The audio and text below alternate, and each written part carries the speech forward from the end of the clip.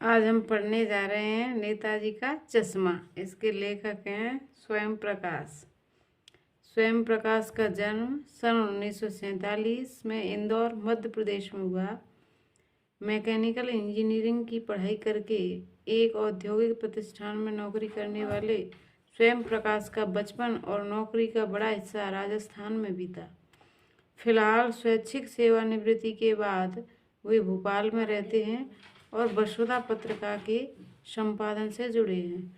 8वें दशक में उभरे स्वयं प्रकाश आज समकालीन कहानी के महत्वपूर्ण हस्ताक्षर हैं।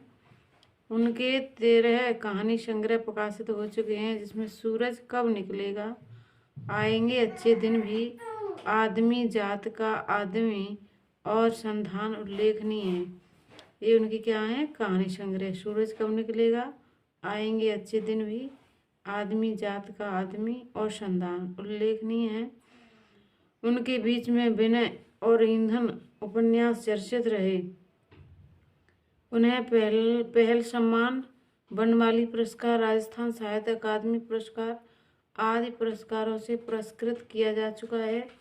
मध्य वर्गीय जीवन के कुशल चितेरे स्वयं प्रकाश की कहानियों में वर्ग शोषण के विरुद्ध चेतना है, तो हमारे सामाजिक जीवन में जाति, स्वयं प्रदाय और लिंग के आधार पर हो रहे भेदभाव के खिलाफ प्रतिकार का स्वर भी है। रोचक किस्सागोई शैली में लिखी गई उनकी कहानियाँ हिंदी की वाचिक परंपरा को समृद्ध करती हैं।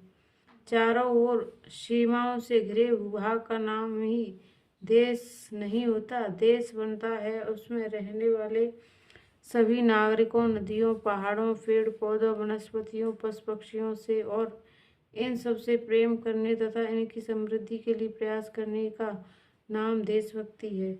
नेताजी का चश्मा कहानी कैप्टन चश्मे वाले के माध्यम से देश के करोड़ों नागरिकों के योगदान को रेखांकित करती है, जो इस देश के निर्माण में अपने अपने तरीके से सहयोग करते हैं। कहानी यह बताती है कि बड़े ही नहीं, बच्चे भी इसमें शामिल हैं। और यहाँ से अपना कहानी शुरू होगी। नेताजी का चश्मा। हालदार साहब को हर 15वें दिन कंपनी के काम के सिलसिले में उस कस्बे से गुजरना पड़ता था। कस्बा बहुत बड़ा नहीं था जिसे पक्का मकान कहा जा सके, वैसे कुछ ही मकान, और जिसे बाजार कहा जा सके वैसा एक ही बाजार था। कस्बे में एक लड़कों का स्कूल, एक लड़कियों का स्कूल, एक सीमेंट का छोटा सा कारखाना, 2 ओपन एयर सिनेमाघर और एक ठो नगरपालिका भी थी। नगरपालिका थी तो कुछ न कुछ करती भी रहती। कभी कोई सड़क पक्की करवा दी, कभी कुछ पेशाब घर बनवा दिए, कभी कबूतरों की छतरी बनवा दी, तो कभी कभी सम्मेलन करवा दिया। इसी नगर पालिका के किसी उत्साही बोर्ड या प्रशासनिक अधिकारी ने एक बार शहर के मुख्य बाजार के मुख्य चौराहे पर नेताजी सुभाष चंद्र बोस की एक संगमरमर की प्रतिमा लगवा दी। यह कहानी उसी प्रतिमा के बारे में है, बल्कि उसके भी एक छोटे से हिस्से के बारे में है। पूरी बात तो अब पता नहीं, लेकिन लगता है कि देश के अच्छे मूर्तिकारों की जानकारी नहीं होने और अच्छी मूर्ति की लागत अनुमान और उपलब्ध बजट से कहीं बहुत ज़्यादा होने के कारण काफ़ी समय ऊहा चिट्ठी पत्री में बर्बाद हुआ होगा, और बोर्ड की शासनावधि समाप्त होने की घड़ियों में किसी स्थानीय कलाकार को ही अवसर देने का निर्णय किया गया होगा। और अंत में कस्बे के इकलौते हाई स्कूल के इकलौते ड्राइंग मास्टर, मान लीजिए मोतीलाल जी को ही यह काम सौंप दिया गया होगा, जो महीने भर में मूर्ति बनाकर पटक देने का विश्वास दिला रहे थे।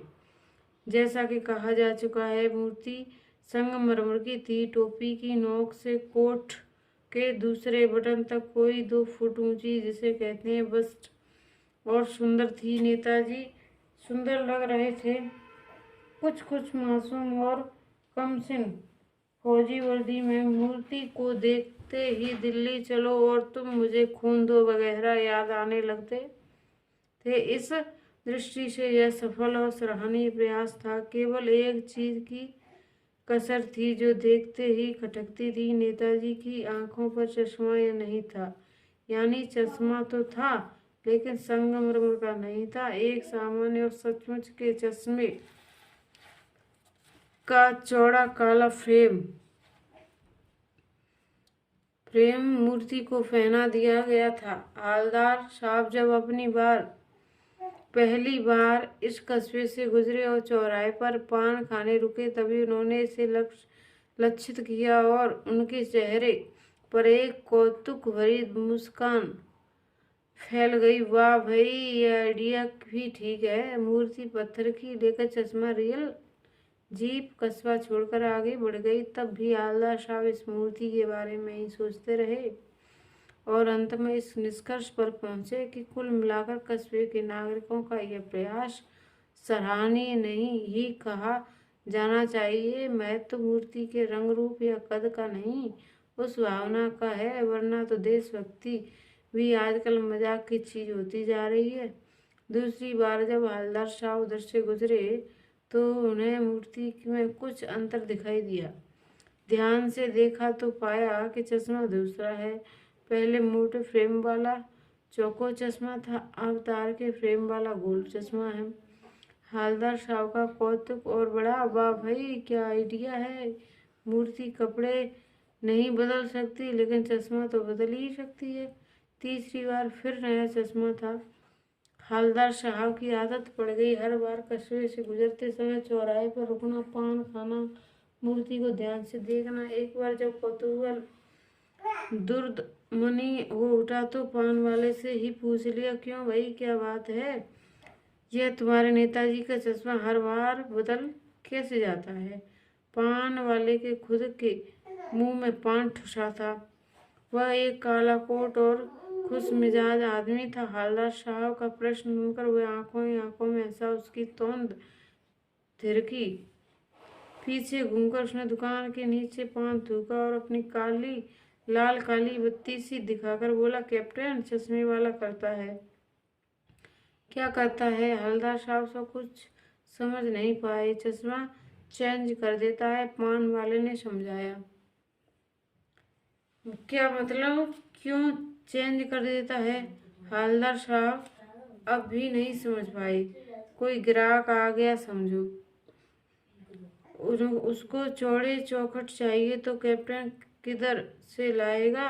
तो उसको मूर्ति वाला दे दिया, उधर दूसरा बिठा दिया। अब हवलदार साहब को बात कुछ समझ में आई। एक चश्मे वाला है जिसका नाम कैप्टन है, उसे नेताजी की बगैर चश्मे वाली मूर्ति बुरी लगती है, बल्कि आहत करती है, मानो चश्मे के बगैर नेताजी को असुविधा हो रही हो। इसलिए वह अपनी छोटी सी दुकान में उपलब्ध गिने चुने फ्रेमों में से एक नेताजी की मूर्ति पर फिट कर देता है। लेकिन जब कोई ग्राहक आता है और उसे वैसे ही फ्रेम की दरकार होती है तो जैसा मूर्ति पर लगा है, तो कैप्टन चश्मे वाला मूर्ति पर लगा फ्रेम संभवतः नेताजी से क्षमा मांगते हुए लाकर ग्राहक को दे देता है और बाद में नेताजी को दूसरा फ्रेम लौटा देता है। वाह भाई, खूब, क्या आइडिया है। लेकिन भाई, एक बात अभी भी समझ में नहीं आई। हवलदार साहब ने पान वाले से फिर पूछा, नेताजी का ओरिजिनल चश्मा कहाँ गया? पान वाला दूसरा पान मुंह में ठूस चुका था। दोपहर का समय था, दुकान पर भीड़ भाड़ अधिक नहीं थी। वह फिर आंखों में हंसा। उसकी तुरंत तिरकी कत्थे की ठंडी फेंक पीछे मुड़कर उसने नीचे की फीक थूकी और मुस्कुराता हुआ बोला, मास्टर, बनाना भूल गया। पान वाले के लिए यह एक मजेदार बात थी, लेकिन हवलदार साहब के लिए चकित और द्रवित करने वाली, यानी वह ठीक ही सोच रहे थे। मूर्ति के नीचे लिखा, मूर्तिकार मास्टर मोतीलाल वाकई कस्बे का अध्यापक था। बेचारे ने महीने भर में मूर्ति बनाकर पटक देने का वादा कर दिया होगा, बना भी ली होगी, लेकिन पत्थर में पारदर्शी चश्मा कैसे बनाया जाए, कांच वाला यह तय नहीं कर पाया होगा या कोशिश की होगी और असफल रहा होगा, या बनाते बनाते कुछ और बारीकी के चक्कर में चश्मा टूट गया होगा, या पत्थर का चश्मा अलग से बनाकर फिट किया होगा और वह निकल गया होगा। उफ, हालदार साहब को यह सब कुछ बड़ा विचित्र और कौतुक भरा लग रहा था। इन्हीं ख्यालों में खोए खोए पान के पैसे चुकाकर चश्मे वाले की देशभक्ति के समक्ष नतमस्तक होते हुए वह जीप की तरफ चले, फिर रुके, पीछे मुड़े और पान वाले के पास जाकर पूछा, क्या कैप्टन चश्मे वाला नेताजी का साथी है या आजाद हिंद फौज का भूतपूर्व सिपाही? पान वाला नया पान खा रहा था।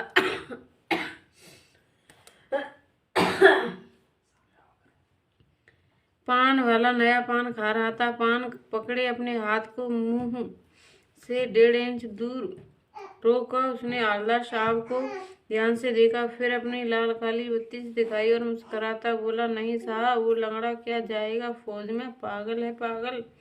वो देखो वो आ रहा है, आप उसी से बात कर लो, फोटो वोटो छपवा दो उसका कहीं। हवलदार साहब को पान वाले द्वारा एक देशभक्त का इस तरह मजाक उड़ाया जाना अच्छा नहीं लगा।